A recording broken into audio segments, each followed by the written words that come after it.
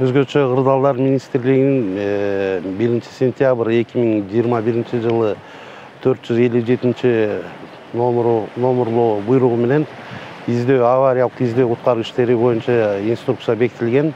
Бул инструкцияга шартына ылайык издөө иштери 2 фазага бөлүнөт. Активдүү фазасы, анан пассивдүү деп. Өз учурунда активдүү фазасы 5 күн болуп эсептелинет.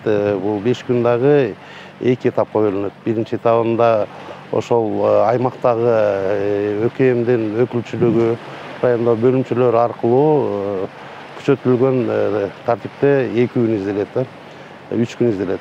3 күн изделип, эгер натыйжа болбосо дагы башка территориялык бөлүмчөлөрдөн кошумча күч каражаттар тартылып, дагы 2 күн улантылат. Эгер бул 5 күн ичинде результат болбосо, активный фаза бүтүп, башка региондордон бош турган күч каражаттар тартылып, дагы 15 күнгө чейин созулушу мүмкүн. Жалпысынан 20 күнгө издөө куткаруу иштери созулат. Анан акыркы айтып кетсек, 2018 жылы төрөлгөн аттуу жаш кыздын денесин табуу боюнча издөө куткаруу иштери боюнча ÖKM'дин 813 приказы менен күчөтүлгөн тартипте издөө иштери уюштурулган. Бул ишке ÖKM'дин бардык бөлүмдөрүнөн, бардык башкармалыктардан издөө куткаруучулар, суучулар катышып издөөгө катышты.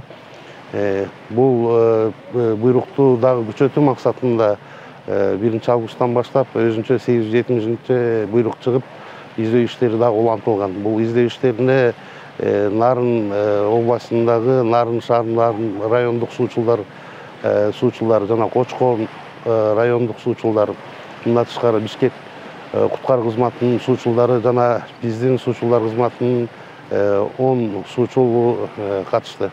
Мындан тышкары Россия Федерациясынын Кой Сарыдагы аскердик бөлүпчөсүнөн 1 катер өзүнүн анан 8 экипажы менен дагы тартылды.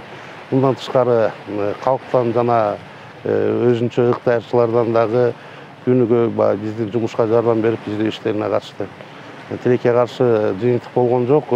Бул издөө куткаруу иштери 9 август күнү ÖKM'дин ошол эле буйругунун негизинде токтотулду.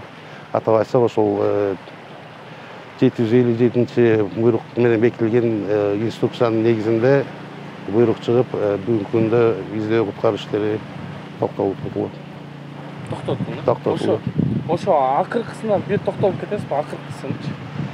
Акыркысы токтотулгандыгы боюнча. Бул издөө куткаруу иштери ÖKM'дин жана айтып өткөн 1 сентябрь 2021 жылдагы 757 сандуу буйругунун негизинде, буйругу менен кабыл алган инструкциянын издөө куткаруу авариялык издөө куткаруу иштери боюнча таянып 9 августта 2022 жылы 898 сандуу буйругу менен издөө куткаруу иштери токтотулду.